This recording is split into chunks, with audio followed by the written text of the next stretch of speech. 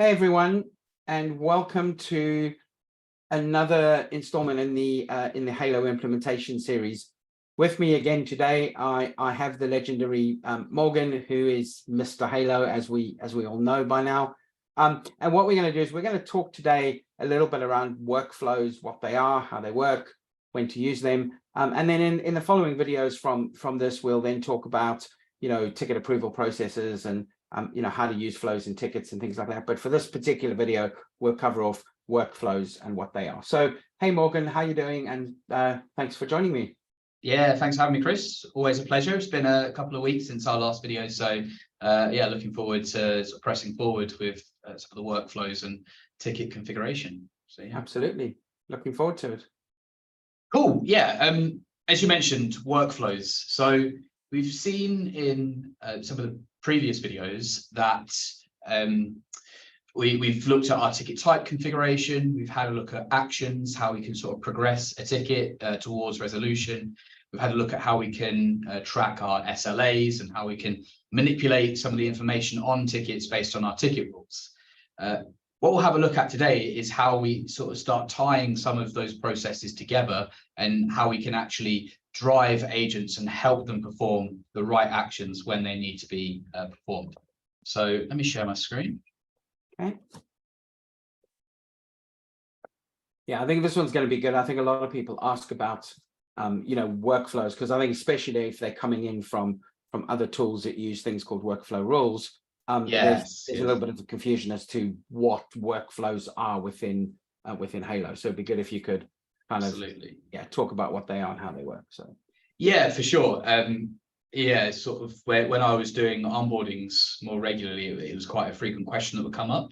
I think a point of consideration is to understand that a workflow in another system does not directly equate to a ticket workflow in Halo. As a first pass, when you're initially setting Halo PSA up, you can really consider your workflows as restricting the available actions on a ticket at any given point. There are other mechanisms that we can utilize with Halo PSA, such as notifications, ticket defaults, SLAs, ticket rules, as we've mentioned, that all compose the wider workflow of a ticket in a more general sense. But when we're talking about workflow configuration in Halo PSA, we're really talking about restricting actions at a given point. So let's take a look at how we set that up. Okay. So as always, we'll go to our configuration panel, and within our tickets module, we have our workflows section. Now, this is a list of all of the workflows that you'll have out of the box. And we've got some sort of core basic workflows in the system, including a triage workflow, opportunity workflow, and so on. Let's take a look at our opportunity workflows. I think that's quite a good example of how workflows are configured. So let's click in. So our workflows are composed of two tabs. We have our flowchart tab and we have our details tab. The details tab is where we specify our sort of high-level miscellaneous information against the workflow in question. Obviously, to give the workflow a name, we can specify any further notes detailing what this workflow is trying to achieve. We can show or hide that in the list of workflows, so we can mark a workflow as inactive. If you don't want to use it today, you can come in and make it active and sort of plug it in later on down the line. And below that, we'll come back onto this allowed actions section, but below that we have this stages table. Now, if I do jump over to an opportunity very quickly, which I can get to from the CRM module, we'll see in this ticket, and we'll see in any ticket that has a workflow applied to it, we have this sort of progress bar along the top here.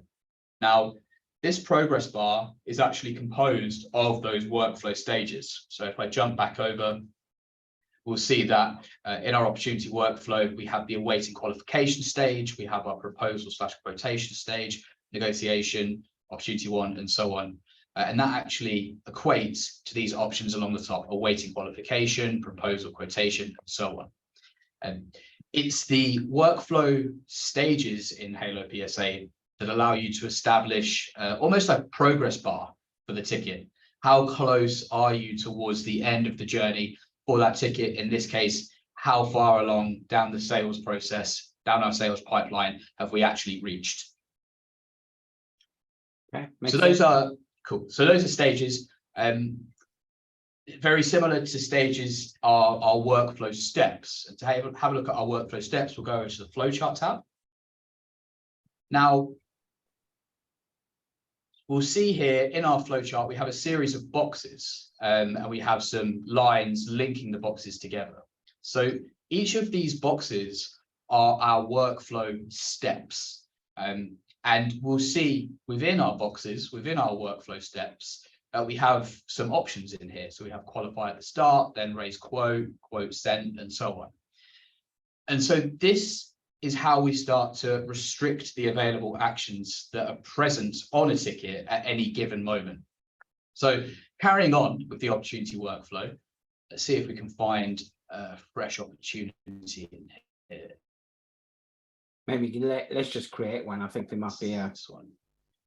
Yeah, okay, cool. Yeah, so as with pretty much everything else in Halo PSA, you want to create a new entity of something, we'll click the new button in the top right. I know we haven't touched on CRM yet. We'll definitely come back to this later on in the video series, but just as sort of brief introduction to the opportunity section of Halo PSA, the first thing you'll notice is how similar this is to your existing ticket configuration. On the left, you have your contact details, and then the main portion of the screen has that ticket form, that opportunity form in this case. Yeah, and I think, well, as you said, we'll get to kind of sales and opportunities. I mean, for all intents and purposes, opportunities are just tickets, right? They're pretty much tickets in the same way as a service desk ticket is. Yeah, I mean, there's some special features around opportunities that aren't applicable to tickets or to projects. But as you say, for the most part, they're very similar. It's very common, a very familiar screen that we have here with our activity feed, our opportunity information, contact details, and our actions along the top. So notice how we don't yet have the ability to create a quote on this opportunity. What we do have is the ability to qualify. Hopefully that makes sense as well. You wouldn't want to be raising quotes on ops before you qualify the opportunity. Or similarly, you wouldn't want to be creating a project from an opportunity before you've raised the quote and all of that. So that's the motivation for creating ticket, opportunity, project workflows in Halo. It's to only give your techs the options that they need to be working with at the point in the process. So let's jump back to the workflow very quickly. And we see that we're at this awaiting qualification step, this initial box. And in here, we have a single option that is qualify. And that is going to lead us down to the second box. So how this equates to the experience when working on a ticket is I'll perform the qualify action.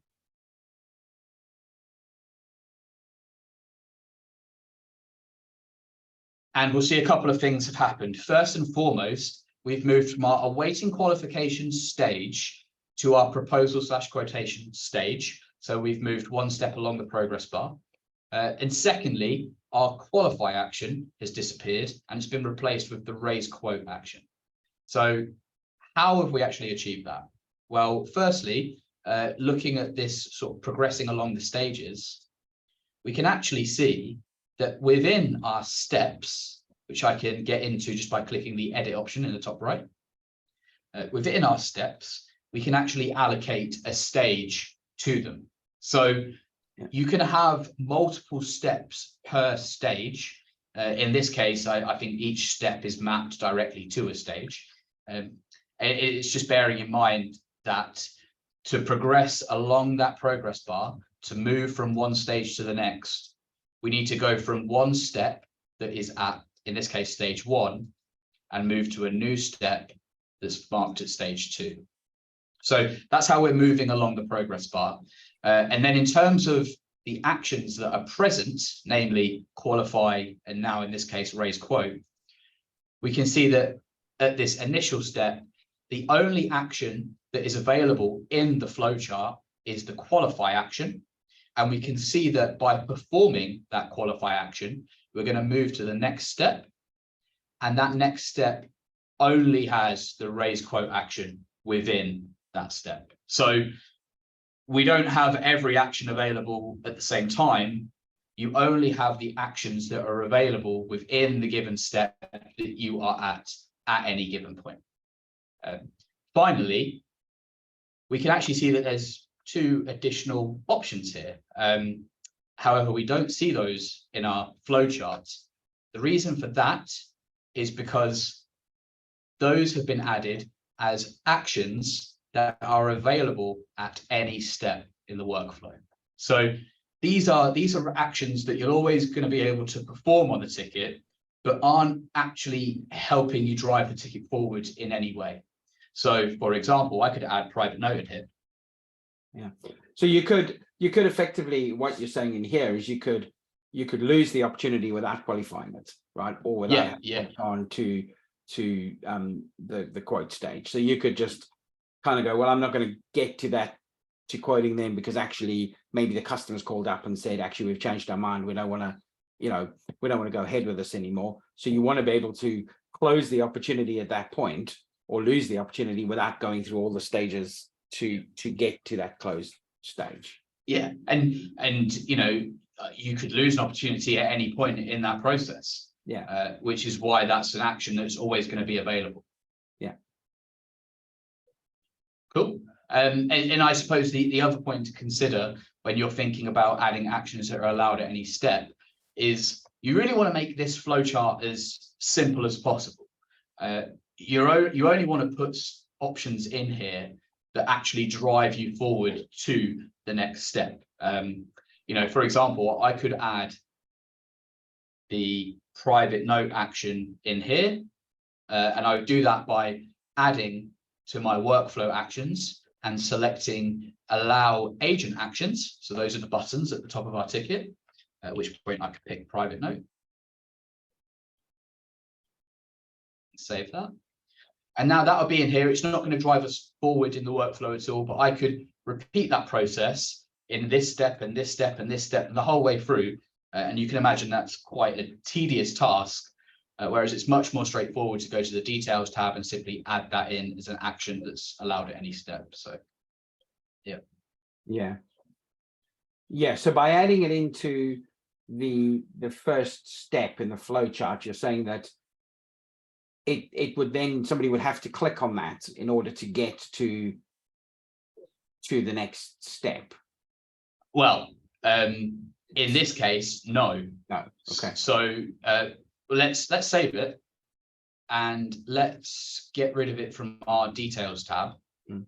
So, by the way, sorry, the questions I'm asking you, I know the answers. I'm just asking because this is what I get asked a lot of times, and I'm sure the people in the implementation are going to be asking these kind of questions. So I'm asking it on our viewers' behalves because I know they're going to ask those kind of questions. So absolutely, yeah. Well, let's put it to the test, right? So we've added private note in as an action in the first step and only in the first step, but we've put no logic into the workflow to say that when you click private note, move to another step.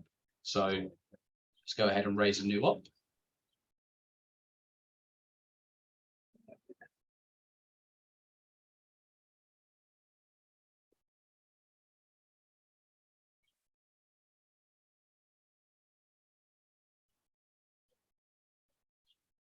So now we see we have our private note option at the top. Now let me perform that private note.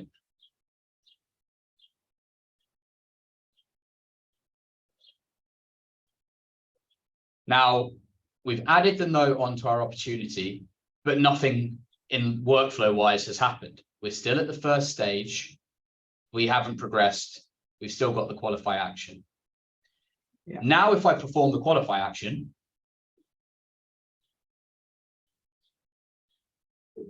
that private note option has disappeared, as has the qualify. Now that's because we were here at the first step where we had our 2 options plus those available at any step. I performed private note, but we haven't gone anywhere. So we're still in this first step, still at this green box, where we still have the qualify action available to us. Yeah. I've just performed that, taking us to the next step, where the private note option is no longer present, and hence we only have the actions that are present in this step, namely raise quote, plus those available at any step. Okay. Yeah, so okay, so for private note, you'd want to be putting your private note available at all steps, Yeah. or at any step, whatever you want, whatever you've put in there. Because you're probably going to want to add a private note at every stage or every step of the opportunity. So you're going to want to make sure that you have that to show up in all steps rather than just in that that initial step. Yeah. Exactly. Yeah. Yeah, that's it. Yeah. Okay, that makes sense. Cool. Yeah. So to quickly recap, workflows, ticket workflows, opportunity workflows in Halo PSA constitute the actions that are available at a given point in the ticket's lifecycle, opportunities lifecycle. Workflows are composed of stages that equate to the progress bar along the top of our ticket. And within our flowchart tab, we have steps where we're building out the logic of the workflow. Within steps, we have actions, and actions can take us from one step to the next, hence allowing our agents to only have the actions that are needed when they're needed. Okay. That makes sense. Yeah. Cool. And for the purposes of our viewers who are watching this, so and I've had this kind of question, I guess, before, and it'd be good to get your take on it. So obviously there's different lines between each step, of which there are different colors, as well as that on between stage 4 and 5, there's 2 different lines doing 2 different things. So do you want to kind of talk around what those do and you know what the colors mean, if anything? I don't think the colors mean anything. What can be meaningful is you can imagine these workflows becoming quite complex, quite almost like a spider's web of one step potentially going to 5 others with 5 different actions, and it can all get rather messy. One point to bear in mind is if you hover over a line, you'll actually be able to see the direction in which it's heading. So we can see that as our line is flowing from step 2 to step 3, this action is going to take us in that direction. Now, of course, this is a fairly basic workflow where each step more or less has one single option to it. But you can, within a given step, have multiple options that take you to the same place. So here, this negotiation step in our opportunity workflow has 2 separate actions in here. Now, one of the actions is this opportunity 1 action, which is actually a button at the top of the opportunity, and that allows your sales team to mark the opportunity as 1 if the customer picks up the phone and gives you a call or sends you an email and says, yeah, all good, please proceed. And again, I'm not going to go into this in too much detail, but there is an inbuilt quote approval mechanism in Halo PSA such that quotes can be, or links to quotes can be sent to end users, and those end users can view those quotes on the self-service portal and actually approve or reject those quotes, providing an e-signature if they're accepting. Now, if the customer does accept the quote and provide that e-signature via the self-service portal, we actually have a system automation happening behind the scenes that marks that quote as being approved, and we can actually tie that into our workflow. So again, as sort of just getting up to speed with Halo PSA, just sort of figuring out the platform, your first introduction to workflows, don't think of them as more than restricting the buttons at the top of the screen. But do bear in mind that when you come back to this for a sort of a second pass, once you're more familiar with Halo PSA and Halo PSA workflows, it is worth bearing in mind that workflows aren't only composed of agent actions, those buttons along the top, but there are actually other triggers that we can have behind the scenes that drive our workflow forward. So we can have a customer approving the quote on the self-service portal to automatically progress that workflow to the opportunity 1 stage. And then If a sales order has been created from that quote, again, automatically move us forward. We've also got workflow rules based on approval processes, which we'll talk more about soon. So workflows in Halo can be driven by more than just agent actions. But to start with, just play about with the agent actions to get an understanding of the flows. That's what I'd say. And that's really good. I mean, in terms of, you know, like you're saying, because obviously if a you know, if a customer has accepted an opportunity, you want that system action effectively to progress that that opportunity, because otherwise your engineer or your salesperson or whoever is going to have to go in and actually perform that step themselves, and you might as well just have the quote kind of go, well, it's been approved, so you don't need to worry about the step, we're just going to jump to the next step in the op. So yeah, it's exactly. Okay, good. Yeah, so I think that makes a lot of sense. Hopefully that makes a lot of sense to people watching this. I know that you know, if it isn't making any sense, or people want to kind of go through this in more detail, you can reach out to me. You can leave a comment below. You know, I can kind of talk you through this and help you with a lot of the stuff. You know, or we can kind of reach out directly to Halo for this. So yeah, absolutely. I mean, I'd say this is one of the most complex parts of the basic setup of the system, right? Everything we've seen so far is pretty self-explanatory. You know, if you've used a PSA system before, you're going to know what tickets are, you're going to know what ticket types are, you're going to know what SLAs are, you're going to know what a ticket form is. You're going to understand the concept of actions. Now we're getting into the weeds a little bit, and you can, you know, the flip side of this is you can take these workflows an extremely long way, and you can, I've seen some really creative implementations of workflows in my time at Halo. So it's a very powerful engine, but I agree it can be a little bit daunting initially. So my advice would be take it slow, one step at a time, really try to understand what's happening within the workflow. You know, when you're getting a trial and you're having a look at the default setup. And yeah, as Chris mentioned, if you do need further assistance, then someone like Chris or myself would be happy to help. Yeah, excellent. Great. Thanks, Morgan. I think that's really good. This is, you know, the purpose of these videos is not to go into, you know, I guess, huge amount of detail, so more just to give a very high level overview on what these are. And I think you kind of covered that off really nicely of, you know, what is a workflow, how does it work, how to configure it. So thank you very much. Really appreciate that. Always happy to join a call with you, Chris. Absolutely. Well, thanks, Morgan. And we look forward to seeing you certainly on the next video as well. And anyone watching this, look forward to seeing you on the next video. So thanks for watching, and we'll see you soon. Thanks for watching, guys. See you on the next one. Thanks. Cheers. Bye. Bye.